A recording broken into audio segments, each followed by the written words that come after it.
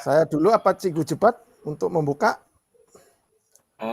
Hostnya Malaysia kah Indonesia ya? Saya lupa betul. Seri 5 ini hostnya Malaysia. Oh, okey, baik. Baik, Kalau saya 6. Saya mulakan dulu. Baik, Assalamualaikum warahmatullahi wabarakatuh dan selamat malam semua rakan-rakan. Saya mewakili rakan-rakan juga Dr. Basha sepatutnya bersama pada malam ini dengan Pak Nanang, dan jadi manakala Dr. Basha dia ada urusan, jadi saya lah mengambil alih untuk memperkenalkanlah program yang seterusnya, yang kelima ini, dan terima kasih kepada rakan-rakan GEG Indonesia terutamanya dapat memberi ruang kepada kami di Malaysia untuk berkongsi. Mungkin ada perkara yang tidak ada dengan kami yang ada di tempat rakan-rakan di Indonesia, dan saya sangat-sangat besar hati dan saya bawakan pemegang kunci daripada Gunung Kinabalu untuk akan membicarakan tentang keistimewaan yang dia adalah untuk rakan-rakan yang ada pada malam ini. Jadi terima kasih banyak-banyak Pak Nanang. So kita teruskan kita punya Malindo dan saya pas kepada Pak Nanang. Silakan. Baik, terima kasih Cikgu Jebat. Jadi selamat malam Cikgu dan Bapak Ibu semuanya, teman-teman dari Malaysia dan Indonesia. Pada seri kelima ini kita seperti biasa selalu ada pembicara dari kedua belah negara, Malaysia dan Indonesia. Dan di seri kelima ini yang bertugas itu adalah dari Malaysia. Jadi otomatis nanti yang Cikgu Wafi yang pertama kali untuk presentasi. Mungkin untuk supaya tidak menunda waktu, saya persilakan Cikgu Wafi. Ya. Silakan Cikgu. Assalamualaikum dan selamat sejahtera. Waalaikumsalam. Saya kongsikan punya slide dulu. Boleh nampak kan? Ya, boleh. Oke. Oke. Ya. Baik, saya kongsikan berkenaan dengan penggunaan Google Sheet yang kami guna di sekolah. Saya Cikgu Muhammad Wafi, sebagai seorang cikgu yang mengajar di sekolah rendah SK Poring Ranau. Hari ini saya akan berkongsi cara inovatif penggunaan Google Sheet dalam sistem pendidikan dan bagaimana efisiennya penggunaan Google Sheet ini yang saya rasa sangat berkesan, digunakan sebagai satu alat pengurusan data yang sangat inovatif lah. Baik, Google Sheet ini dia ini sangat fleksibel, sangat mudah digunakan, cost-nya juga murah dan sangat baik untuk pengurusan pangkalan data, terutamanya di sekolah lah. Google Sheet ini juga banyak membantu dari segi pentadbiran dan juga meningkatkan kerjasama antara semua guru dan sangat mudah dicapai sekiranya ada internet, dan pengendalian data juga sangat berkesan, terutamanya di sekolah kami. Sedikit saya mau terangkan, SK Poring ini ya kategori dia adalah kawasan yang berada di luar bandar. Baik, apakah manfaat Google Sheet ni? Google Sheet ni pertama sekali dia sangat mudah diakses dan kemudahan capaian yang memungkinkan pengguna juga mengakses data dari mana-mana sahaja asalkan dia ada sambungan internet. Selain itu juga ciri-ciri kolaborasi yang mudah membolehkan pengguna berkongsi. Kalau di kalangan kami ni guru-guru, kami boleh berkongsi satu pelantar yang sama dan bekerja sama secara serentak, dan juga semua guru-guru dan juga di kalangan staf boleh mengakses data yang sama. Google Sheet juga membolehkan pengamashkanian data secara waktu yang sebenar, secara live lah, dan memastikan bahawa maklumat yang diterima bagi semua pengguna itu adalah yang terkini. Dan kita juga boleh menyesuaikan format data dalam fungsi Google Sheet mengikut keperluan individu dan juga organisasi kita lah.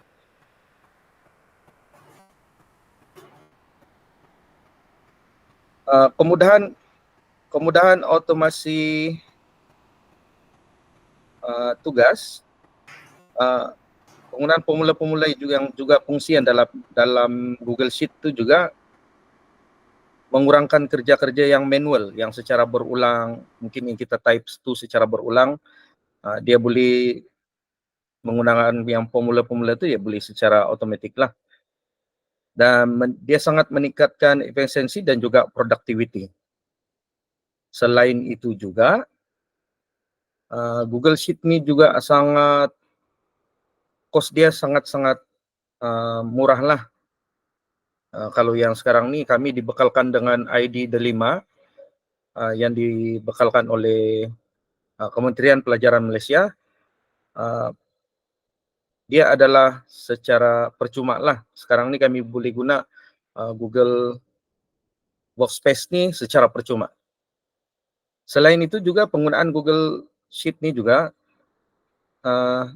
data dan juga keselamatan dia itu serta privacy itu juga sangat terjamin lah.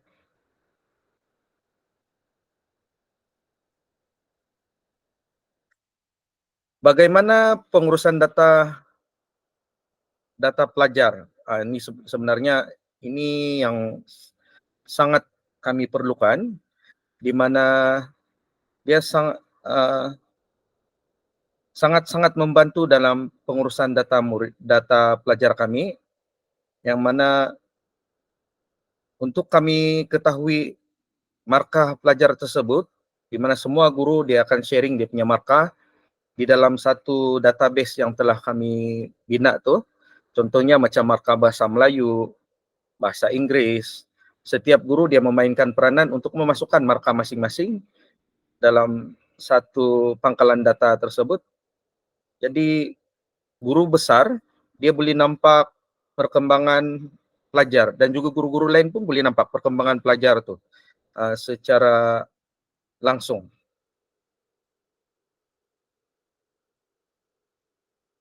Dan dengan adanya kemudahan Google Sheet ni, dia memastikan data tu disusun dengan teratur, mudah untuk dirujuk, mudah untuk dianalisis, dan ini sangat-sangat memudahkan untuk kami untuk memberikan maklumat tersebut kepada pihak kedua ataupun ketiga yang berkepentingan terhadap data tersebut. Seterusnya, apa yang saya lihat pada situasi yang ada pada masa sekarang, kerjasama di kalangan guru untuk menyiapkan data itu sangat-sangat baik. Sebab kita boleh nampak data yang dimasukkan itu secara on time, dan mana guru yang belum memasukkan, kita boleh kesan siapa yang belum masukkan dia punya data itu, dan kita boleh bagi soft reminder kepada dia untuk memasukkan data tersebut. Di samping itu juga, Google Sheet juga sangat memberikan satu perkongsian yang bermakna, di mana maklumat yang disediakan itu adalah lebih berkualiti lah, sebab setiap hari data itu boleh diupdate.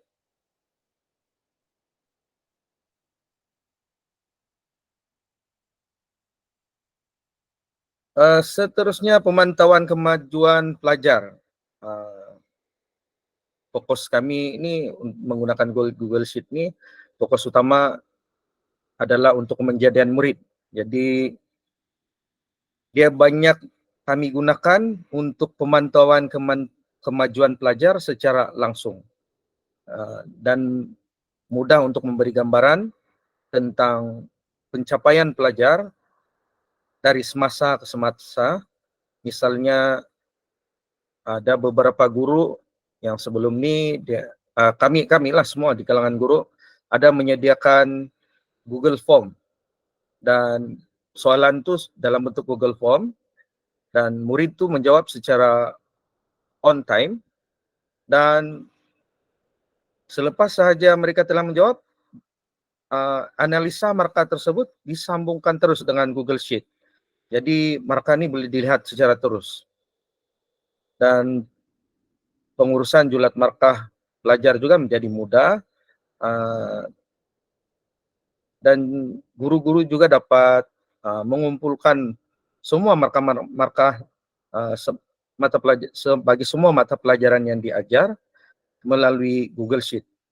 Dan ini sebenarnya sangat-sangat memudahkan untuk pemantauan yang sangat berkesan terhadap perkembangan kejadian pencapaian pelajar tersebut.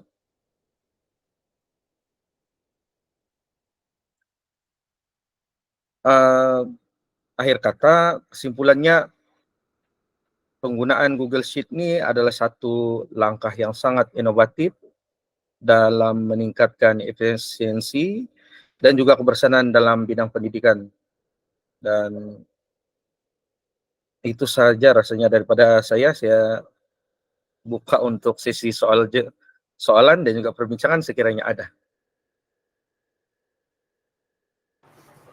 Ada contoh kah tu? Contoh, okey, japa. Ya. Saya kasih Mungkin kongsi boleh, ya, mungkin boleh kawan-kawan. kasih kongsikan Ya. apa yang kami guna.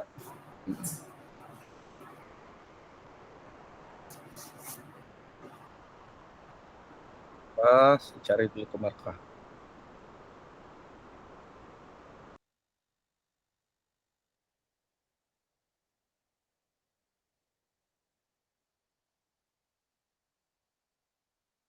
DVD.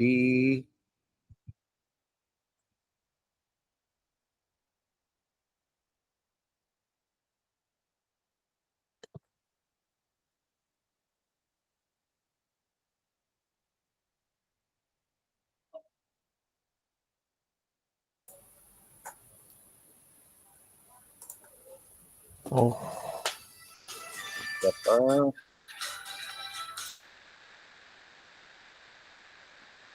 Baik, saya kongsikan contoh pangkalan data yang kami telah guna. Ini boleh nampakkah?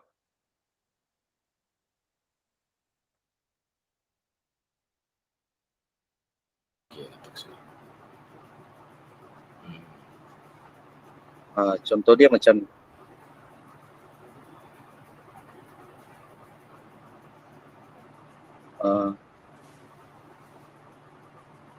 ini rekod prestasi murid. Dia ada laporan mata pelajaran.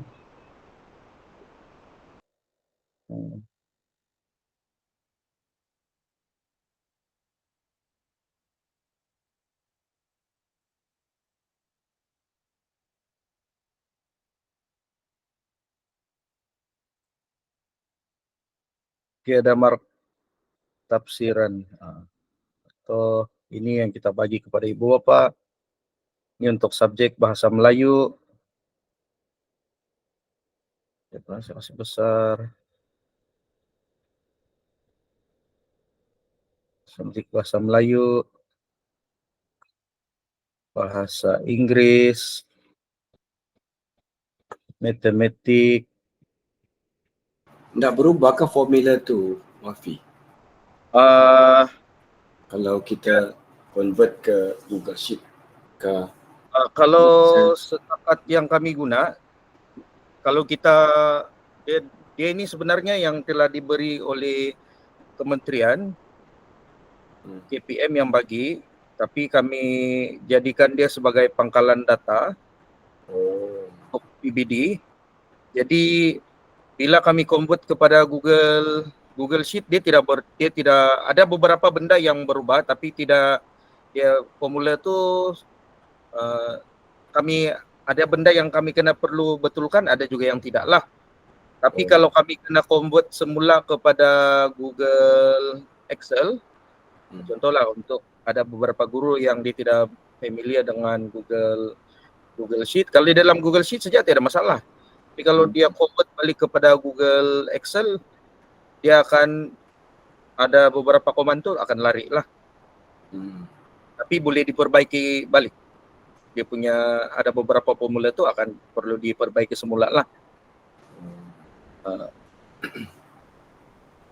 Setakat ini yang kami guna contoh untuk kami lihat perkembangan murid lah. Kami jadikan dia sebagai database.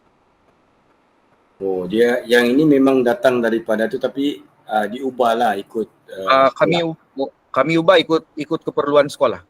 Oh, okey. Keperluan sekolah. Kalau macam sekarang musim untuk kita buat segak.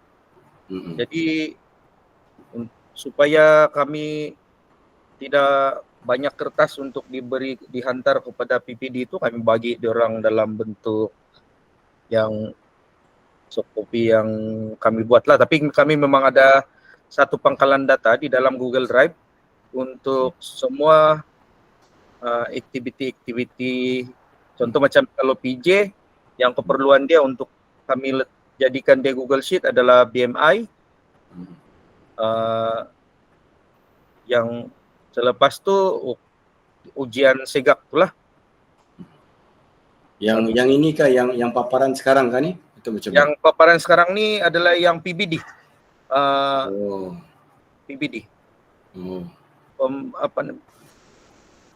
Penilaian bilik darjah. Okey. Penilaian bilik darjah. Ini kami simpan dalam Google Drive lah. Yang graf pelaporan tu apa? Graf mana satu? Graf pelaporan. Okey, graf pelaporan dia memang dalam sini. Okey. Dia menentukan. Jadi dia menunjukkan tahap penguasaan murid. Jadi daripada graf ni saja kita boleh nampaklah berapa orang yang menguasai, yang berada pada tahap TP1, tahap penguasaan 1. Tahap penguasaan 6 ni yang paling tinggi lah. Tahap penguasaan 1 tu yang paling rendah. Dan kalau kita tengok skor bagi bahasa Melayu ni, dia berada pada lingkungan tahap 3 dan juga tahap 4. Di mana dia punya skor tu lebih kurang 11 orang murid, yang sebelah pun 11 orang murid juga. Ya. Rasanya Wafi kena terangkan kepada rakan-rakan di Indonesia sebab diorang tidak maklum tentang perkembangan kita punya situasi pembelajaran di Malaysia. Untuk pengetahuan rakan-rakan Indonesia, ini adalah salah satu cara pelaporan kita melihat bagaimana tahap penguasaan. TP itu tahap penguasaan. Maknanya kalau dia TP1 tu adalah yang paling basic untuk dia kuasai, dan TP6 tu kalau dia boleh influence dan dia boleh ceritakan kembali dan dia boleh bawa kawan-kawan dia untuk menceritakan apa yang dia sudah pelajari. So maknanya pembelajaran itu bukan hanya dinilai daripada sudut peperiksaan.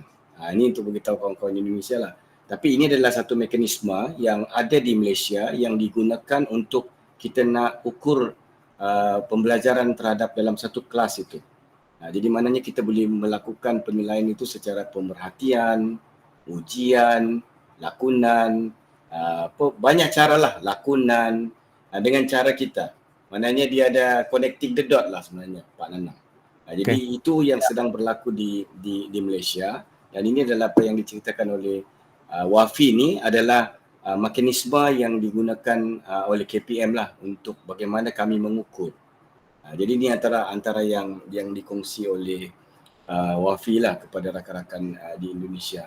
Jadi kami tahu kalau belum sampai kepada tahap TP6 tu, maknanya belum ada murid di dalam kelas itu yang boleh explain, boleh jadi influencer macam tu. Okay. Saya takut nanti kawan-kawan Indonesia mencari kenapa ni apa kan lah. Jadi betul. Jadi ini salah satu yang memang kami gunakan lah dalam proses untuk penambahbaikan lah. Tapi ini adalah tapak yang sudah pun diubah oleh Wafi kan untuk kegunaan sekolah sendiri, betul? Betul. Okey, baik. Mungkin Wafi boleh terangkan sebab di depan tu ada apa tadi yang depan sekali. Mana yang depan? Depan lagi. Tafsiran ibu bapa tu mungkin boleh beritahu rekod prestasi mungkin. Baik. Untuk ibu bapa dia mengetahui dia punya keputusan anak dia itu. Di dalam ni contoh dalam mata pelajaran bahasa Melayu, mata pelajaran ini yang bahagian yang ini adalah tahap pencapaian 1. Mencapai tahap pengetahuan kemahiran bahasa yang terhad. Begitulah. Kalau tahap pencapaian 1, kalau dalam bahasa Inggris pula pada pencapaian tahap 1 can show very limited command of the language and required a lot of guidance to perform basic language tasks. Ini sebenarnya bukan yang macam penilaian kepada peperiksaan, tapi kami lebih menilai murid itu dari segi keseluruhan. Dia itu secara holistik lah, dari segala sudut, bukan berdasarkan kepada peperiksaan semata-mata. Jadi kami nilai kebolehan diorang tu di dalam kelas dan juga pemerhatian di luar. Kalau tahap 2 pula, mencapai tahap pengetahuan dan kemahiran bahasa yang terhad dalam memberi maklum balas semasa bersoal jawab, berhujah, dan membuat ramalan dalam bertutur di samping membaca, memahami dan juga memindah maklumat yang pelbagai lah. Itu di dalam tahap 2. Dan ini baru peringkat yang macam kira dia sudah melepasi lah itu. Tahap 1 dan 2 itu yang kira terendah. Tahap 3 ni kira belum lagi bernapas lega, tapi sebenarnya dia sudah, kalau kira dalam pencapaian dikira tahap dia lulus lah. Mencapai tahap pengetahuan dan kemahiran bahasa yang memuaskan dan mampu maklum balas masa bersoal jawab dan juga berhujah, boleh bertutur, membuat ramalan, bertutur, di samping dia boleh membaca, memahami dan juga memindahkan maklumat dalam pelbagai cara lah. Baik, kalau dalam TP4 pula, dia mencapai tahap pengetahuan dan juga kemahiran bahasa yang baik dan memberi maklum balas semasa bersoal jawab, berhujah dan membuat ramalan dalam bertutur, di samping membaca, memahami dan juga memindahkan maklumat dalam pelbagai bentuk. Dan kita pergi yang peringkat yang paling tinggi lah. Yang paling tinggi ni di sini, mencapai tahap pengetahuan dan kemahiran bahasa yang cemerlang dan memberi maklum balas semasa bersoal jawab, berhujah dan membuat ramalan dalam bertutur di samping membaca, memahami dan memindahkan maklumat dalam pelbagai bentuk dengan merujuki kamus. Selain itu juga menulis pendapat, cadangan, karangan dalam berbagai format, serta berupaya mengedit penulisan tanpa kesalahan dengan mantap dan menjadi teladan utama kepada murid. Ini yang paling tinggi lah. Yang ini nanti kita akan bagi macam mana ibu bapa nanti dapat ni? Ada kita bagi print out atau? Kita akan bagi dia print out. Memang print out. Kita akan print daripada di sini rekod prestasi murid tu. Kita akan ada dia punya, ada satu button ni. Biasanya ni kita akan jana. Bila jana tu saja dia akan ada ulasan dari guru mata pelajaran, ada beberapa yang belum terisi sebenarnya ni. Dan selepas semua ni lengkap, bolehlah di print lah.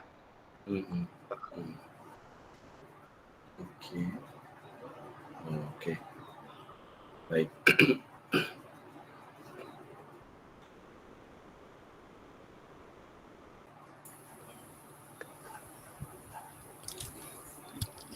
Oke. Berarti Cikgu Wafi ini untuk setiap jenjang itu selalu 6 tahap penilaian ya? Iya, ada 6. 6. Dari pendidikan dasar, sekolah dasar, menengah sampai tinggi gitu, 6 juga? Iya betul, 6 juga. Okay. Cuma laras-laras bagi tingkat-tingkat pencapaian tuh, contoh kalau tahap 1 kalau di sekolah rendah kami diberi kepada 2 tahap. tahap 1, tahun 1, tahun 2 dan juga tahun 3 dia ada dia punya pengisian untuk setiap tahap PP tahap pencapaian itu berbezalah bagi setiap mata pelajaran. Untuk tahap-tahap itu apakah setiap siswa harus sama? Mamanya 10 siswa harus sampai tahap kedua, ketiga, ataukah bisa masing-masing individu siswa bisa mencapai masing-masing atau gimana? Kita melihat kepada pencapaian ini secara individu. Oh, individu. Oke. Berarti istilahnya sesuai dengan kemampuan siswa masing-masing ya? Ya, betul. Ya. Sebab sebelum ini Malaysia kan dia lebih kepada laras peperiksaan kan, exam oriented. Sekarang Malaysia cuba untuk lari daripada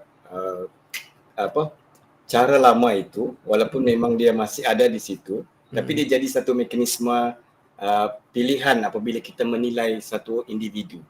Kan dia tidak lagi menilai individu tu macam kau mesti guna exam, so kita boleh nilai individu tu. Begitu Pak Nanang. Jadi maknanya kita ada laras exam, kita ada laras pemerhatian, kita boleh bagi dia membentang, kita boleh bagi dia berlakon, kita boleh bagi dia bercerita, kita boleh bagi dia anything, apa yang dia boleh kaitkan dengan apa yang dia belajar. Contoh macam matematik. Mungkin dia boleh berlakon antara kawan-kawan dia, kan duduk di satu ruangan dan kita akan perhatikan sebagai guru macam saya, dia akan perhatikan daripada laras pertanyaannya, kemudian dia memberi jawapan kepada kawannya. Sebenarnya itu yang Malaysia mau sebenarnya. Dan itu Malaysia sekarang dalam proses ke arah itu. Dia bukan lagi mesti kita dapat A, you dapat 5A, so you are the best student. And you will be the best sampai pencen lah. No. Jadi dia memang I think Malaysia dalam laras untuk bersedia mencari karakter. Dia membangun karakter. After this, selepas 2025 Pak Nanang, kami akan melihat kepada karakter masing-masing individu. Contohnya kalau karakter anak-anak tu dia lebih kepada robotik atau STEM, cikgu tu akan bawa dia ke arah itu. Tapi perkara yang asas iaitu matematik, sains tu akan menyokong pada karakter itu. Bukan lagi dia bukan lagi individu tu mesti ikut matematik, mesti ikut sains, mesti ikut tidak. Bukan itu lagi. Sebab itu sebab dia punya kesannya adalah bila yang pelajar yang berada dalam kelas yang di belakang, dia akan merasakan diri dia tidak boleh pergi jauh sudah. Sebab dia tahu dia I will fail. Kalau saya ikut exam pun I will fail. Saya akan duduk kelas paling belakang. Tetapi apabila perubahan pendidikan ini berlaku, so maknanya dia orang yang mungkin mahir kepada teknikal ataupun teknologis, dia mungkin boleh pergi jauh dengan cara sendiri. Akademik pun dia boleh buat, dia boleh jauh macam tu. Itu antara yang kami diberi penekanan, terutamanya untuk Malaysia lah, dan itu antara yang berlaku sekarang. Berarti memang untuk lebih pada karakter, bukan sekedar mengejar nilai A gitu ya? Ya, betul, bukan. Itu yang pasti. Kalau untuk warga ibu bapa, kalau kita tidak bercerita menerangkan kepada mereka bahawa A itu penting, dia akan jadi satu isu kepada guru. Menunjukkan kami hanya akan membina karakter tersebut tanpa mementingkan A. A itu penting juga, tapi bukan satu benda yang prioriti seperti dulu. Betul. Dia menyokong kepada karakter itulah. Kalau dia memang pemuzik, so dia akan jadi muzik yang betul-betul akan ada yang nilai. Profesional ya. Yes. Yang itulah sebenarnya yang dikendaki. Bukannya kita dapat sijil, you got the certificate, and then after habis you punya pembelajaran, you kena cari lagi satu pengalaman lain selepas di keluar universiti kan. Itu yang berlaku dengan kami. I think di Malaysia begitu. Dia kena satu benda yang kita kena belajar benda baru. Sebab di Malaysia ni saya percaya Pak Nanang, dia punya sijil, sertifikat dia lain, dia punya degree lain, dia bekerja lain. Banyak tu. Kadang-kadang dia punya degree engineer, tapi dia sedang masak. Ya. Dia tidak ada pengkhususan. Jadi sebenarnya dia merugikan industri. Betul. Dia sangat merugikan industri sebab dia akan jadi asalkan saya dapat saya dapat degree. Salah satu soalan ini pernah berlaku ketika saya pergi Jakarta Photo Festival. Kenapa ramai orang-orang ambil degree fotografi? Sebab senang. Ini saya cakap, ini saya pengalaman dan kawan-kawan di Indonesia pun cerita senang. Tapi apabila kita duduk dengan orang jujur gambar, dia cakap di mana nilai macam mana kami buat dulu. Dulu kami buat kan, sekarang orang hanya mau lulus, dapatkan sijil dan dapat kerja. Sebab itu yang berlaku masa kami duduk tu lah. Itu antara perbincangan yang berlaku. Begitu juga dengan sijil yang lain lah. Itu depan anak. Itu saya just kongsi. Macam aku pula yang membentang malam ni. saya menyokong Wahmi kan. Okay. Ini Dokter Basya sudah hadir. Selamat malam, Dokter. Oh ya, Dokter Basya dengan songkoknya ya. Akhirnya. Kita rantai selamat hari raya dulu sebelum minggu depan. Kita ada sambutan hari raya online 30 hari bulan April anjuran daripada Gigi Kota Kinabalu. Hari ni bukan apa, saya ada majlis tadi. Lepas tu saya kata nanti malam ni pun kita pun ada penceramah kita nak. So we join together. Right. So macam mana keadaan di Kota Kinabalu ni? Saya tengok belakang tu punya Korea. Sekarang ni musim Korea. Bunga sakura tengah berkembang. Cikgu Jebat berarti romantis ini ya. Ya, bukan di sana sini. Di sekolah saya tu di kiri kanan. Dia memang bunga sakura tengah kembang. Jadi jadi memang cantik lah saya rasa. Jadi kita dah mulakan dengan presenter kita tadi dah? Belum? Sudah. Oh, sudah. Alright. Tapi kita ucapkan selamat malam untuk Mbak Natalia ada dengan kita malam ni, Dr. Basya. Ya. Oke. Aku baru nyuap sesuatu, nama aku dipanggil. Terbatuk-batuknya. Batuk-batuk tu. Halo semua. I just got back from the event in one of our reference school held by Revo. So it's a Google School Summit, something like that. So yeah, it's just very late. We were working all day, events all working in a Saturday, and then I felt like, I'm finally home on Saturday, and tomorrow I'm going to church. I want to go sleep early. And Pak Nanang, hey, please join us for Malindo. Oh, damn. Thank you. Thank you for your support, Mbak Nat. Okay, then I will not sleep. Okay, that's why that's why I just ate something to keep me alive, right? So anyway, Pak Nanang and Cigu, thank you for again to make this happen, Malindo. And before, and I don't want to talk long. I just want to say, Minal Aidin, Wal Faizin, mohon maaf lahir dan batin for those Cigu dan Ibu dan Bapak yang merayakan hari raya. Yeah, hope you all had a great hari raya break with the family, and of course you are healthy and happy always.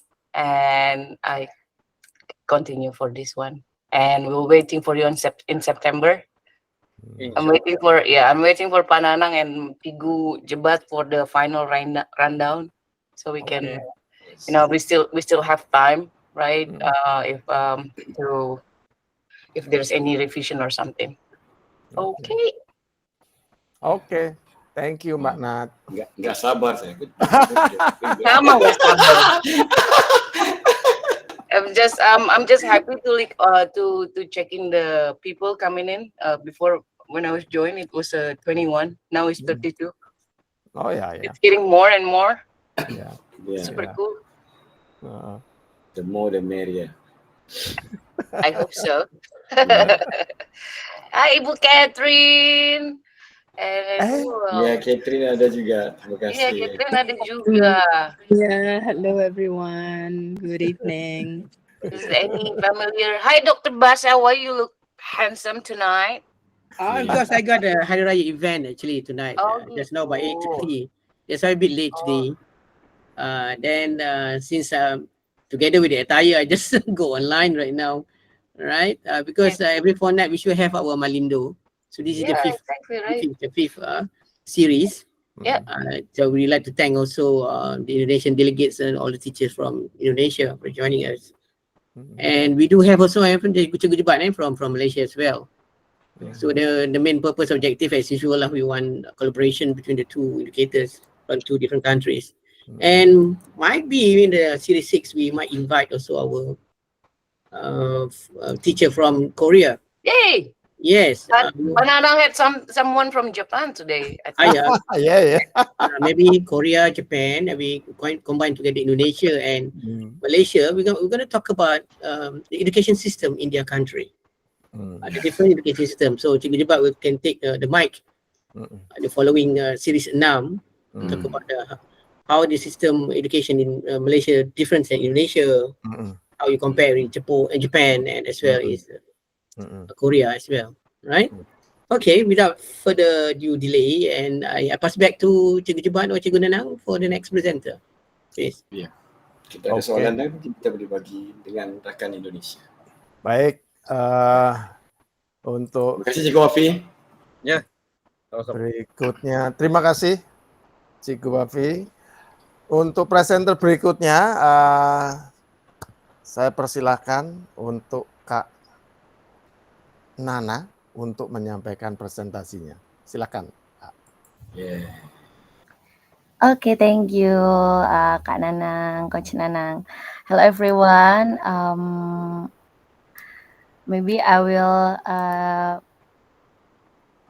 explain. I will send this this material by using mixing language like that ya. Izin share screen Bapak Ibu. Sudah nampak ya, Coach?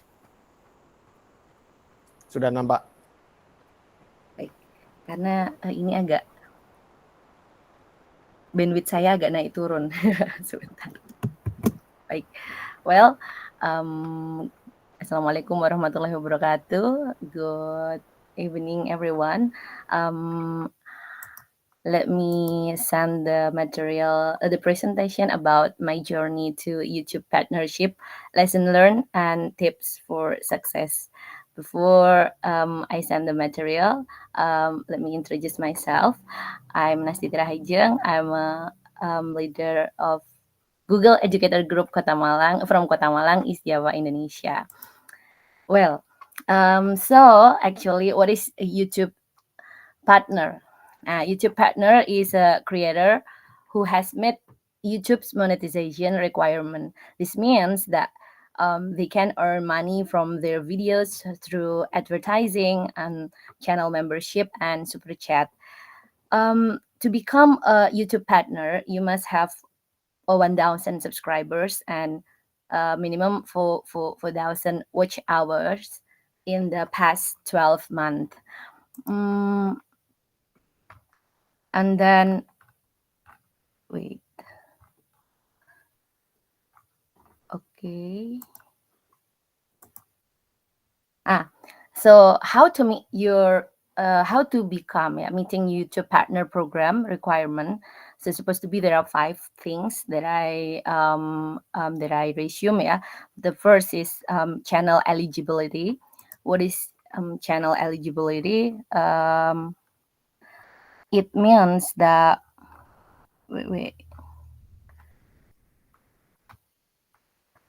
channel eligibility. Well, channel eligibility, it means that your channel must be in good standing with YouTube and follow their community guidelines. This means no copyright strikes or violation of their their terms of services. And then the second is allocation. Yeah. Nah, the YouTube Partner Program or YPP, yeah, is not available in all countries or regions. So please make sure yours or your country is included.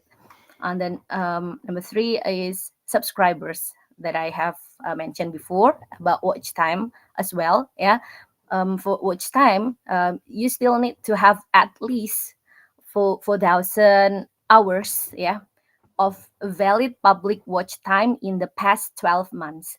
So if you cannot get 4,000 hours in the past 12 months, it will be back to the count of for watching hour. Yeah, for watching hour it will be back to zero like that. And then this means people are actually watching your content, not just clicking on it. So make sure you make a high quality content like that. And then the last, linked AdSense account. So if you want to be a YouTube Partner Program, you need to link your Google AdSense account to receive revenue from ads like that. Well, this is the proof, the proof that I have accepted, that I have been accepted into the YouTube Partner Program, and is now able to monetize on YouTube like that.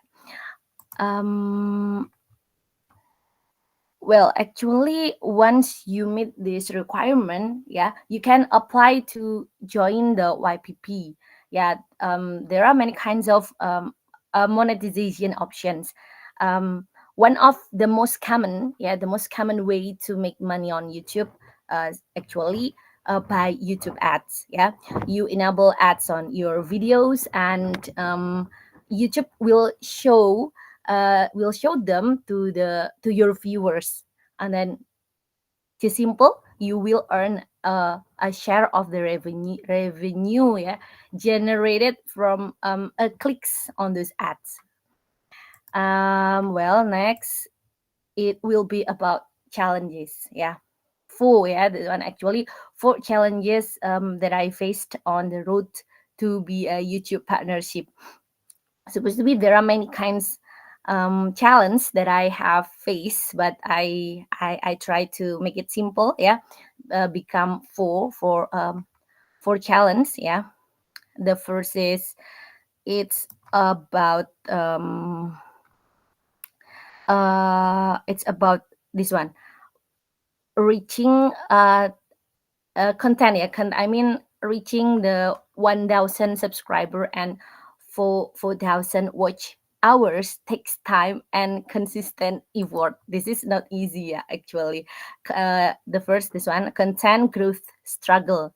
I need more, almost 12 months when I try to monetize my YouTube channel. That one supposed to be this one. You'll need to find the sweet spot between creating high quality content and uploading frequently to keep viewers engaged. And then the second is building a community bridge.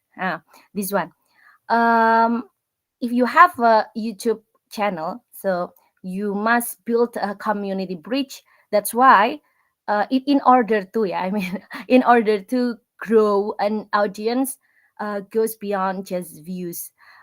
Well, building a community actually is about fostering interaction, and then responding to comments and encouraging discussion.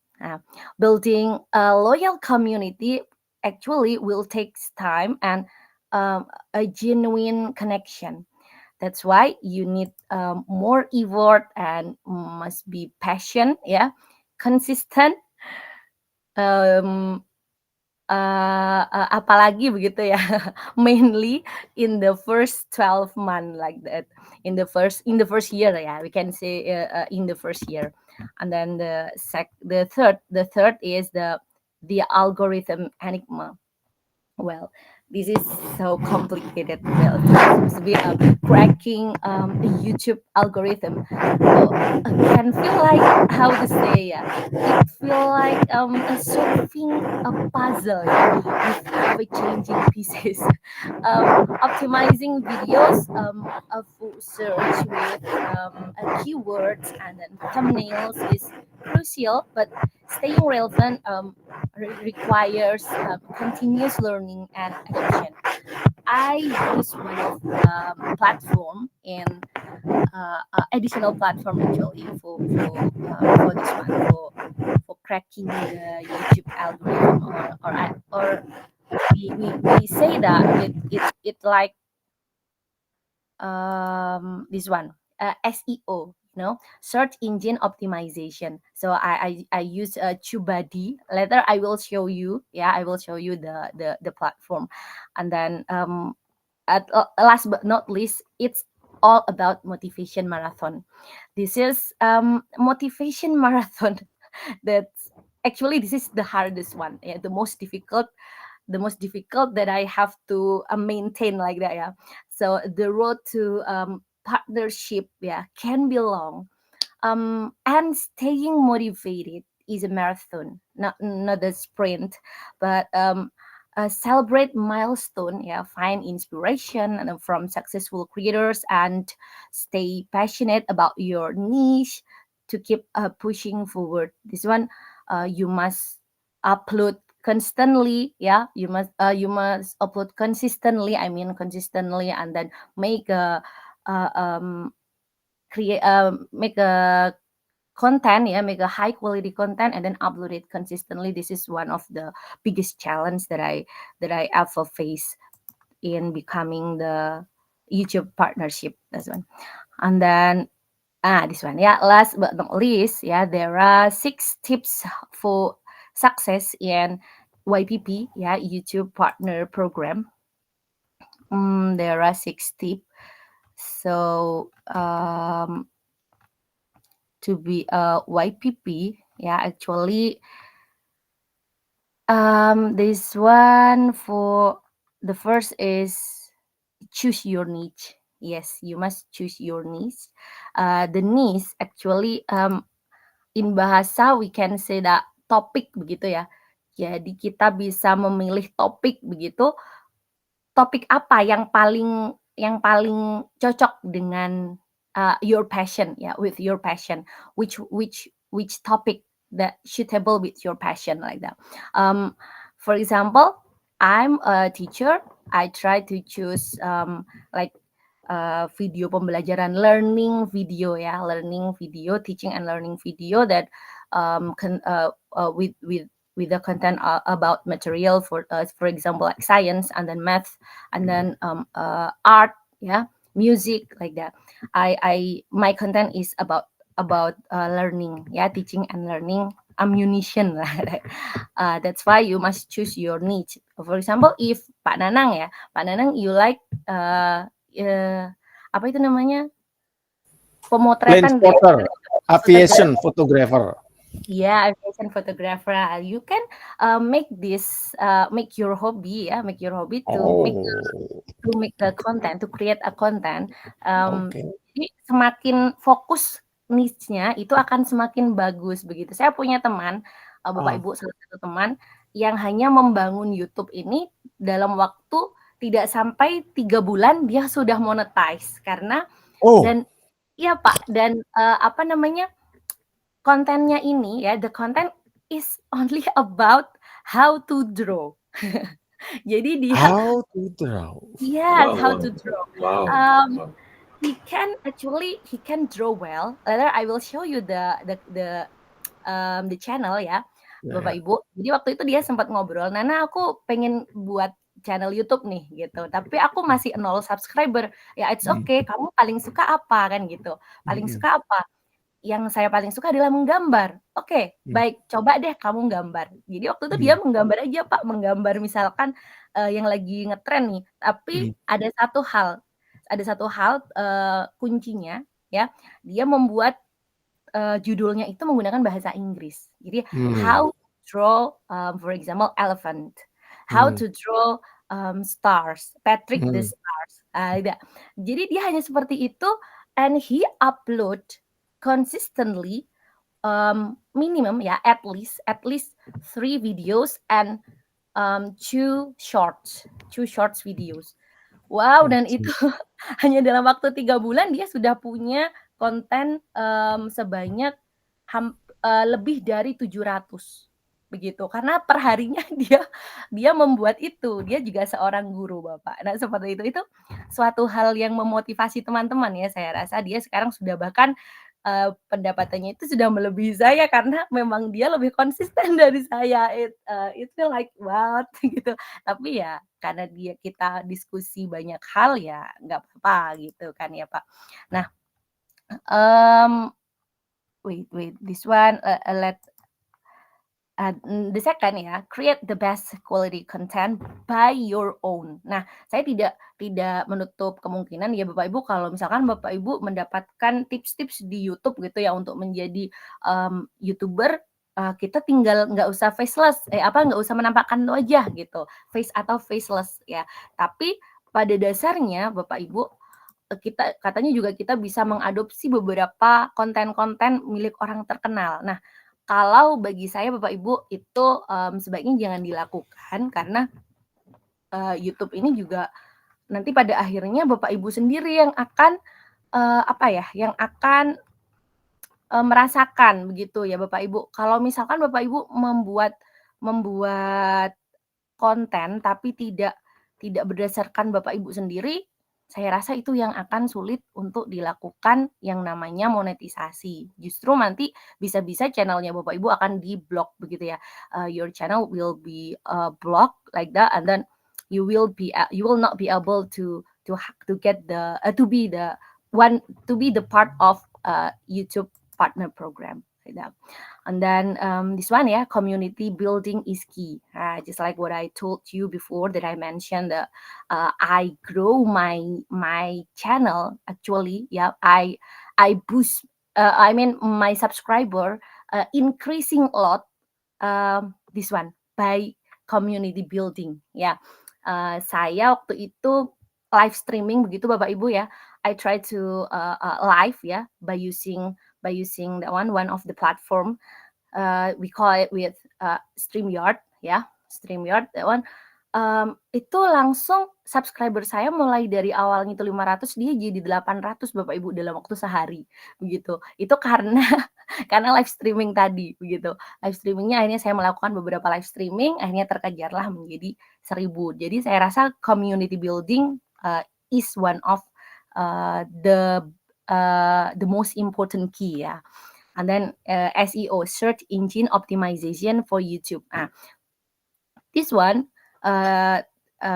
just like what I've mentioned before, I use, one of platform, we call it with, TubeBuddy ya, to make a hashtag and then, mencari apa ya Bapak Ibu, try to search what topics ya, what the most relevant topic, what the most relevant hashtag for my content. And then, number 5, analytics are your friends. You must use the YouTube channel analytics ya, to see, how effective your content ya, the engagement like that. And then the last is be patient, consistent, and stay up to date. I mentioned it before. I mentioned it one more time. The last one is the most hard. Yeah, is the hardest one. Yeah, is, the most difficult to do like that. Nah, karena sudah selesai, saya coba akan menunjukkan channel saya. Bapak Ibu mohon izin ya. Ini adalah channel saya. Saya sempat berhenti begitu Bapak Ibu untuk membuat apa ini namanya konten karena memang, ada beberapa hal yang tidak bisa saya tinggalkan ya begitu. Actually let me tell you a short story ya about this one. Actually I create this content. I create this channel. Yeah, I started my YouTube channel during the pandemic in 2021. Yeah, and then 2020. Because there was a challenge actually from parents, from parents of my student, she asked me to create interesting educational videos for her children, for her kids, which one the educational videos is original by me ya. Jadi harus benar-benar asli dari saya karena anaknya itu nggak mau kalau misalkan melihat video tapi itu bukan gurunya begitu dan dia tidak mau belajar begitu Bapak Ibu. Akhirnya ya I took the challenge like that and then I continued to create content regularly. Well, after 11 months, my channel was monetized. Like I told you before, I saw a subscriber boost, constantly from a live stream with my community, and my watch hour also increased after that. Seperti itu Bapak Ibu, ini salah satu konten saya yang paling awal ya Bapak Ibu ya. Jadi konten saya seperti ini saja tentang pembelajaran. Coba saya tunjukkan dulu. Di pertama sendiri itu saya masih belum bisa editing video Bapak Ibu. Jadi editing videonya itu masih ala-ala sekedar yang ya sudahlah sebisa saya begitu. Nah, ini yang seperti ini Bapak Ibu, ya this one ya just like this. This one. This is the example of live streaming ya Bapak Ibu. And then live streaming that I've mentioned, which boost my YouTube channel actually is this one. Nah, this one. Jadi konten saya sebenarnya agak nano-nano tapi tetap tentang pembelajaran gitu Bapak Ibu. Saya akan coba tunjukkan yang sampai views-nya itu sekitar berapa ya tadi. Nah, ini juga sampai 2.700. Jadi konten-konten saya seperti ini. Tapi masih sedikit sekali. Nah, ini juga yang banyak dicari itu yang menari ya. Konten-konten tentang SBDP, about art and then about music. Nah, this one. This one also one of the most popular content, just like this one about multiplication concept for the second grade students. And this is also, nah ya, just like this. Let me show you the channel analytic for my YouTube channel. Yes, this is my channel analytic. Nah, ini Bapak Ibu, kalau sudah dimonetisasi, Bapak Ibu akan melihat lah ini estimated revenue-nya karena saya tidak pernah upload Bapak Ibu ya. Nah, ini Bapak Ibu bisa melihat di sini revenue-nya, kemudian which content be the top one like that, then this one for the live stream we can see that the a viewer or duration is high enough. And this one Bapak Ibu, saya bisa melihat juga this one for the copyright for the copyright supposed to be we can see which channel that re-upload our content. This menu ini this menu also only we only can see this menu for if our channel has been monetized, just like this.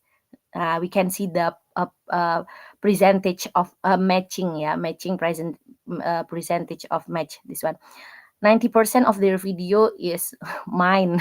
Ini kalau misalkan saya mencoba untuk melaporkannya Bapak Ibu, mereka channel YouTube-nya akan bisa jadi dihapus begitu. Nah, ini bahkan 100% videonya adalah milik saya.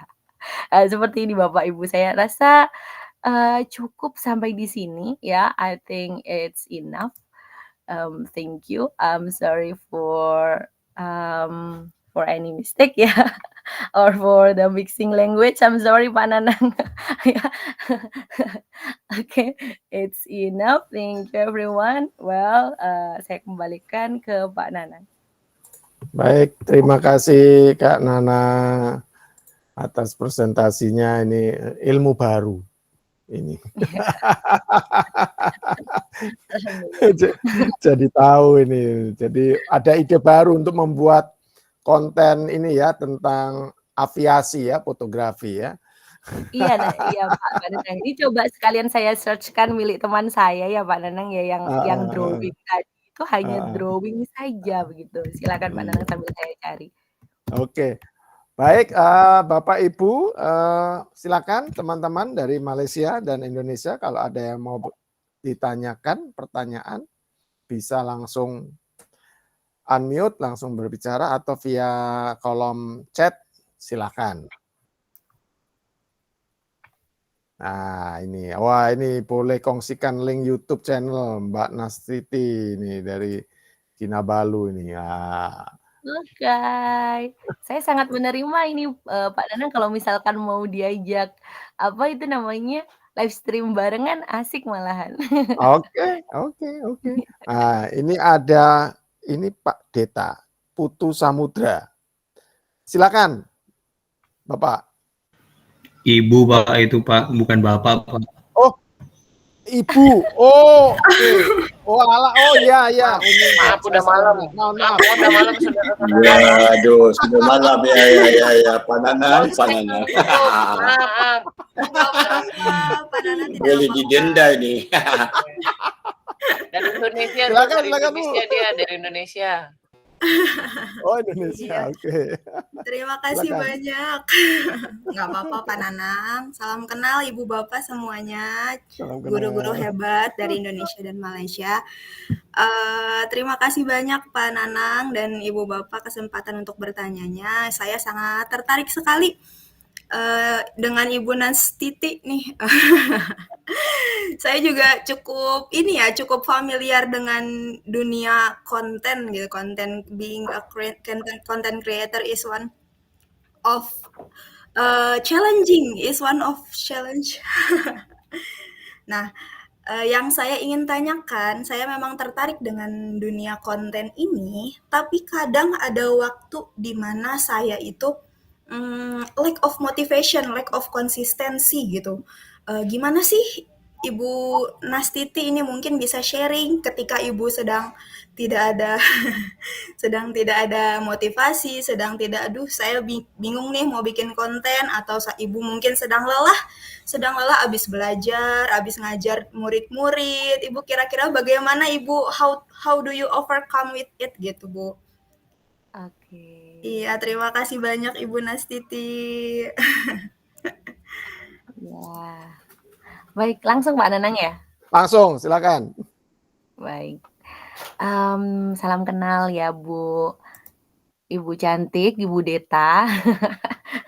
Yang tadi sempat dipanggil Bapak nih. Baik, Bu. Jadi begini, kalau misalkan untuk ini saya banyak belajar juga dari teman saya yang tadi yang saya sampaikan, hanya dalam waktu 3 bulan itu bisa langsung monetisasi begitu, padahal kontennya ya sederhana sekali begitu ya dengan menggunakan drawing begitu.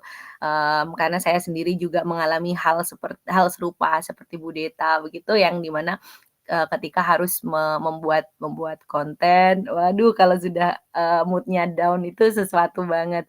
Makanya ternyata teman saya belajar banyak dari teman saya. Ternyata teman saya ini dia membuat yang namanya content planner begitu Ibu. Dan itu harus begitu ya, harus dibuat karena dia konsisten upload itu setiap jam 9 malam, jam 11 malam dan jam 12 malam. Nah, itu dia selalu upload pada jam-jam tersebut. kalaupun misalkan besoknya libur, dia berarti ngebut nih buat kontennya, begitu. Jadi, untuk apa? Dia nyetok konten, di mana harus upload pada jam tersebut. Nah, hal ini mulai saya terapkan begitu, Bu. Jadi saya tidak muluk-muluk, tidak harus upload 6 konten dalam 1 hari. Karena saya juga, kita kan, saya juga seorang ibu begitu ya dengan 2 anak, makanya harus berbagi waktu sehingga saya, berniat dalam 2 hari itu 1 begitu. Jadi upload kontennya setiap 2 hari sekali pada jam yang sama, begitu. Ternyata, algoritma YouTube ini akan dapat membaca dengan mudah ketika kita mengunggah ya, mengupload konten ini dalam waktu yang konsisten. Jadi tidak hanya konsistensi upload-nya, tapi waktunya juga diperhitungkan. Begitu juga harus minimal kalau misalkan jam 7 ya jangan lebih-lebih sampai jam 7 pagi. Misalkan upload-nya harusnya jam 7 malam, lebih-lebih jam 7 pagi. Nah itu yang, akan membuat algoritma YouTube-nya nanti akan turun gitu ketika kita mau, untuk upload konten kita ingin mengoptimasi YouTube channel kita, seperti itu, Ibu. Jadi yang pertama buat konten planner dan yang kedua, ya itu tadi, nyelengi konten, menabung konten begitu ya. Menabung konten di mana kalau memang kita longgar ya kita buat lebih aja, tapi untuk di-upload-nya nanti-nanti gitu, sesuai dengan jadwal yang sudah kita tetapkan gitu. Itu ternyata untuk menyiasati seperti itu. Iya. Baik, terima kasih Ibu Nana, informatif sekali. Baik, makasih Ibu Deta. Baik, ada yang lain dari Cikgu, para Cikgu dari Malaysia mungkin, atau Dr. Basya atau Cikgu Jebat, silakan. Oh, Dr. Basya mungkin ada. It's quite impressive when I saw that your presentation about your YouTube channel. So how are you going to maintain your YouTube channel in the future? And what do you expect that YouTube is going to be any changes that you feel that Google must do for the YouTube channels? Ibu Nastiti. Okay. Thank you, Dr. Basya. I expect actually when I create my YouTube channel, I never expect that my YouTube channel will be monetized, by YouTube, and I can join the YouTube Partner Program. But I just wanna share my knowledge, share what I know to my students, and then they can learn everywhere, every time with me, yeah, not with other teacher, because one of their parents actually asked me to make a content because her daughter actually didn't want to study, didn't want to learn when in a pandemic, while pandemic actually didn't want to learn. If the video actually did not create by me. If she cannot watch my face on the screen, she didn't want to learn. That's why this is one of my motivation to create the content, to create the content more and more, learn more, and give the best for my students, like that, Dr. Basya. And this one actually for YouTube Partner Program is like present for me from Google, from YouTube to me. That's why I feel like blessed. I feel blessed when I get this chance from YouTube. So besides YouTube, do you use any other platforms such as TikTok or Instagram? I this one. I also use Instagram, and now I learned to use TikTok. I learned to use TikTok because my students specifically they like to use TikTok to learn. When I ask them where do you learn the multiplication trick, this one, and then my students say that I learned this from TikTok video, Miss. So from that, and then I try to open TikTok, and that's why my students supposed to be, in fact, my students like to use TikTok than Instagram. Prefer to use TikTok than Instagram. Yeah. Terima kasih Ibu Nastiti ya. Mantap jawapannya tadi. So kita kembalikan semula mungkin pada Cikgu Jebat ni sekarang ni tengah duduk belakang pokok tu dengan bunga tu. Mungkin dia ada soalan ni nak tanya ke apa. Tapi just want to tambah sikit lah pasal berkaitan dengan TikTok dan juga YouTube ni. Dia macam sekarang ni dekat US dia dalam proses untuk ban TikTok. So kalau sekiranya TikTok tu tidak menjadi satu persaingan, saya percaya TikTok tu tidak akan ban, betul tak? Saya buka lah persoalan ni kepada Dr. Basyar juga. Kan? Jadi salah satu yang saya rasa dia punya persaingan yang menakutkan US sebenarnya. So saya nampak trend sekarang dan anak-anak baru-baru ni kami buat satu TikTok untuk Hari Raya, and dia jadi FYP. Okay, jadi FYP. Jadi anak murid saya tahun 2 tu, saya terkejut tau, dia boleh cerita pasal TikTok. So memang generasi sekarang lah, generasi yang ada yang the latest generation, dia more to TikTok. Jadi saya cuba study pendekatan TikTok ni dengan budak-budak yang ada sekarang. So memang dia orang akan, bila saya tanya saya masuk kelas, okey, siapa ada TikTok? Jangan takut, angkat tangan dia. Semua angkat tangan, semua ada TikTok. So itu salah satu yang I think yang menakutkan YouTube, menakutkan Instagram dan juga menakutkan Facebook sebenarnya. Dr. Basyar. Tapi kalau daripada sudut pembelajaran, kalau pembelajaran tu I think kita beruntung lah. Kita sangat-sangat beruntung. Ya, tapi mungkin kalau kamu ada tengok Astro Awani sebelum ni berkaitan dengan langkah-langkah yang diambil oleh komunikasi di Malaysia, Kementerian Komunikasi, iaitu yang akan menyekat penggunaan TikTok di as a social platform for children di bawah 13 tahun. Cikgu Jebat So langkah-langkah tu diambil untuk mengelakkan kecelaruan, satu masalahnya berkaitan dengan security dan sebagainya. So kalau kita cakap cerita tentang TikTok dan sebagainya dan I think bukan saja di Malaysia tapi di Indonesia juga, macam ni kalau ni saya mau komen daripada rakan-rakan di Indonesia, adakah benar bahawa sekarang ni kalau mau menjual barangan ke apa tidak dibenarkan menggunakan TikTok? Benar itu Cikgu Jebat? Cikgu Nanang? Iya, jadi dari pemerintah kami di Indonesia itu TikTok harus bermitra dengan perusahaan lokal dari Indonesia. Seperti itu. Dan yang saya baca, TikTok itu berkolaborasi dengan Tokopedia untuk menjual produk-produknya gitu. Seperti itu. Begitu ya Kak Nana ya? Betul ya? Iya Pak, betul. Jadi tidak boleh berdiri sendiri sebagai TikTok, tapi dia harus bermitra dengan perusahaan dari Indonesia. Gitu. Tapi kalau kita lihat daripada perspektif lain, Cikgu Nanang, kalau katakan, sebab kalau dengan TikTok mereka tidak payah sewa kedai, mereka tidak payah lesen, kan?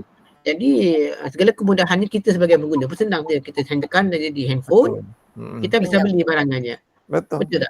Kita tak payah pakai angkat mobil ke ataupun angkutan ke mau beli barangan.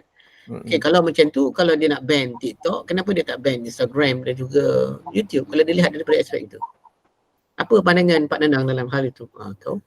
Mungkin ada konflik of interest ya antara mungkin perdagangan ya, itu konflik of interest. Jadi memang kadang-kadang kalau sudah berhubungan sama politik ini agak pusing gitu. Agak pusing sikit kepalanya. ceritanya jadi lain. Iya. Ya kan, pendidikan pun akan jadi lain kalau sudah masuk cerita itu kan. Betul sekali. Jadi walaupun kita, ialah memang itu perlu kalau kita kata independen pun tidak boleh sebab perlu dikawal sebenarnya. Itulah. I think Malaysia pun sekarang pun dalam ke arah itu mengenai Dr. Basyah kan, sebab I think diorang pun tengah bagi ruang untuk TikTok untuk beberapa perjumpaan rasanya di Malaysia ni untuk soal itu. Betul.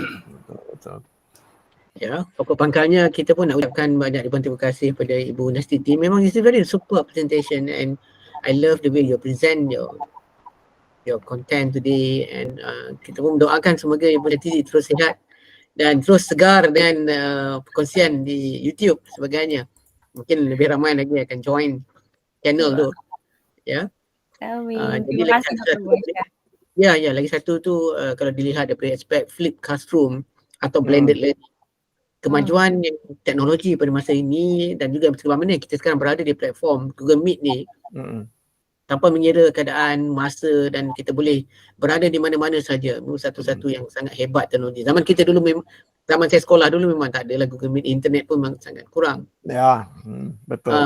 Apatah lagi laptop. Tapi kita anak-anak zaman sekarang, generasi alpha ni, mereka sangat beruntung dengan kewujudan internet, lepas tu kewujudan Google, aplikasi Google sebagaimana kita guna pada hari ini. Pokok pangkalnya bergantung kepada ibu bapa jugalah dan kepada pendidik, bagaimana kamu nak membimbing anak-anak supaya mereka menjadi seorang yang ada disiplinnya, yang berwibawa, jangan menggunakan platform tu untuk unsur-unsur yang salah dan sebagainya. Okay. So kita kembali semula pada Pak Nanang untuk dan Cikgu Jebat juga untuk presenter seterusnya. Macam mana? Silakan. Mungkin sudah berdua ya, sudah maju semua ya. Ya, sudah selesai.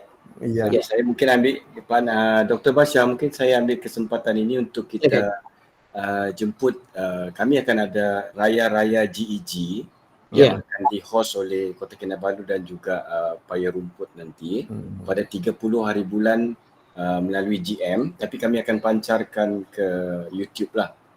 Jadi dia akan ada session untuk pengetua dan guru besar, kemudian leader-leader Malaysia, selepas itu co-leader dan captain GEG Malaysia, dan lepas itu saya letakkan mungkin dalam pukul 9.30, 9.45 ke pukul 10 ke atas untuk rakan-rakan Google Malaysia, Puan Azrina, Stephanie, dan mungkin akan jemput Natalia dan juga Pak Nanang sebagai datang just bagi greeting je lah, selamat hari raya for everybody.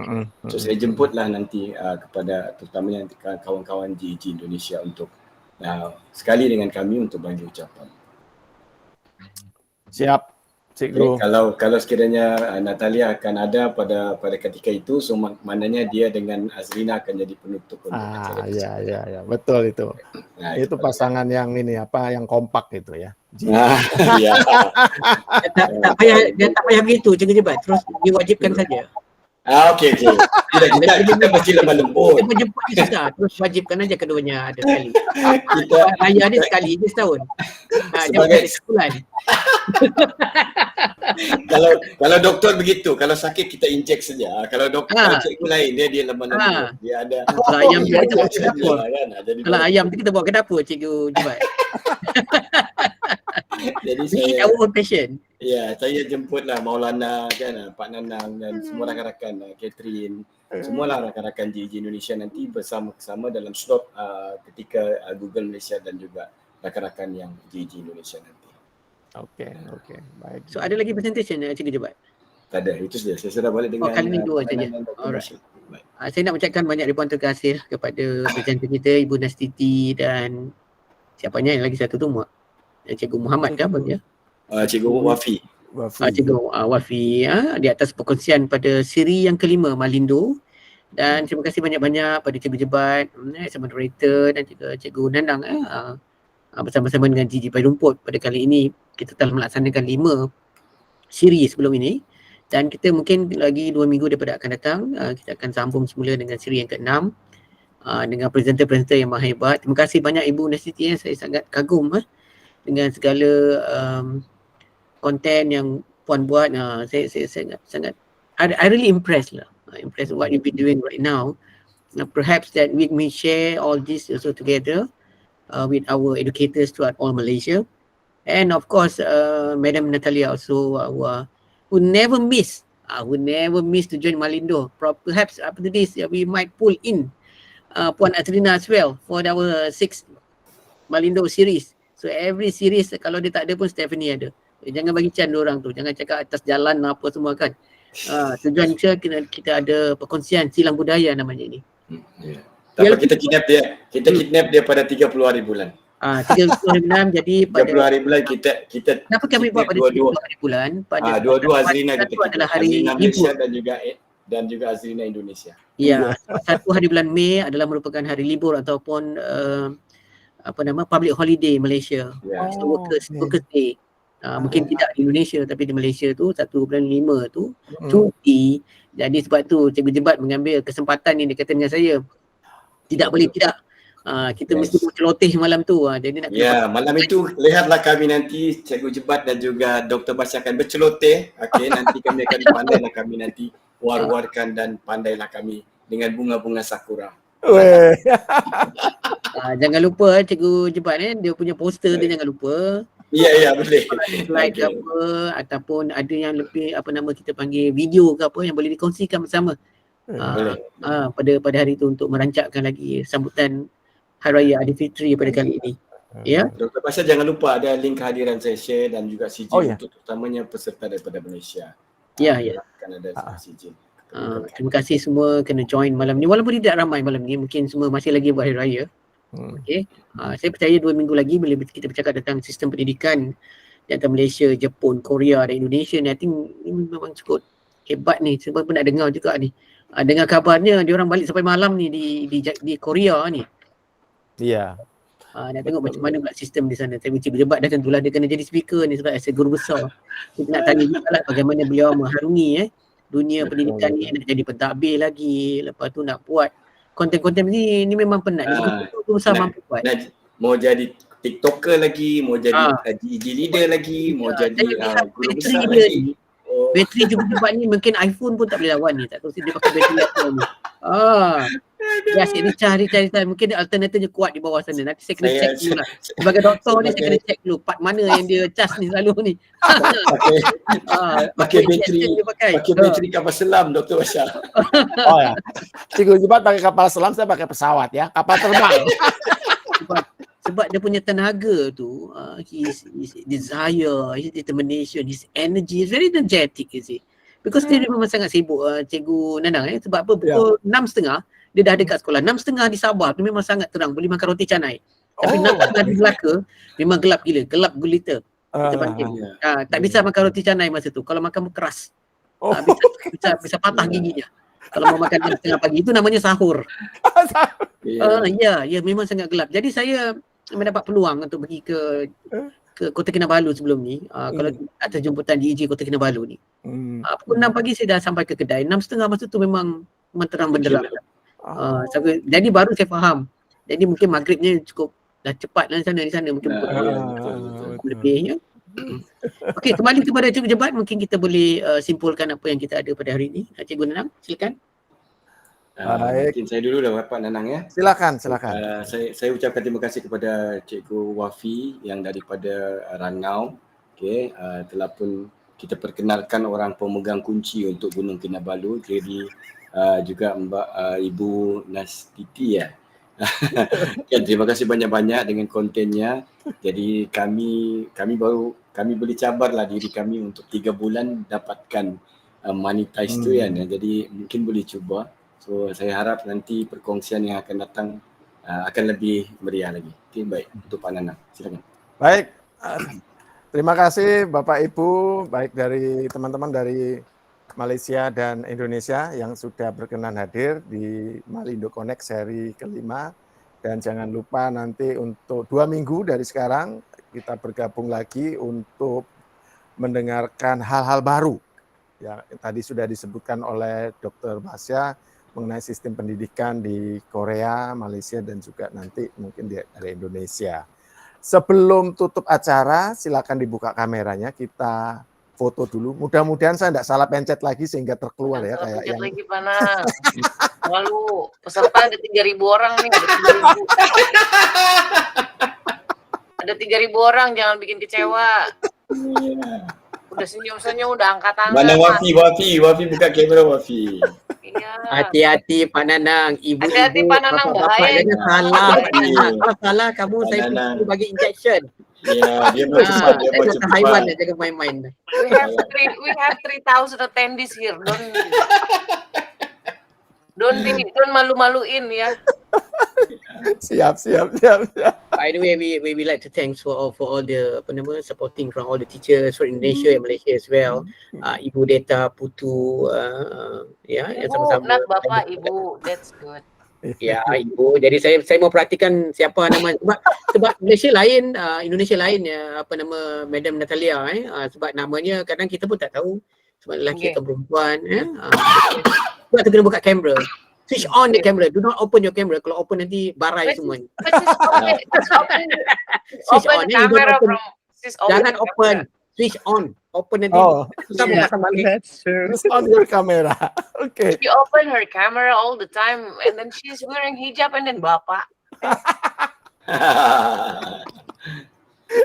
Saya ingat dia belum makan malam ni. Dia kurang bateri itu. Panang lapar ya. Who's Oke, taking oke. picture? Oke, ambil fotonya. Pak Nanang. Oke, saya dan Maulana tolong diambil dari sisi yang lain ya. Yeah, don't press the wrong button, Nanang. Panang good taking picture of the plane, not of the GC. Not online. Yeah, not online, only the plane. Oke. Oke. On my mark. 1, 2, 3, cheese. Yeah.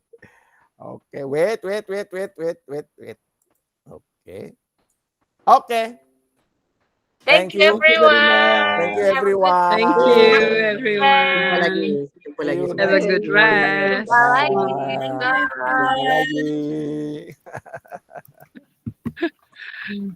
Nanang kacau, Nanang. Ini belum tak stop ini rekor.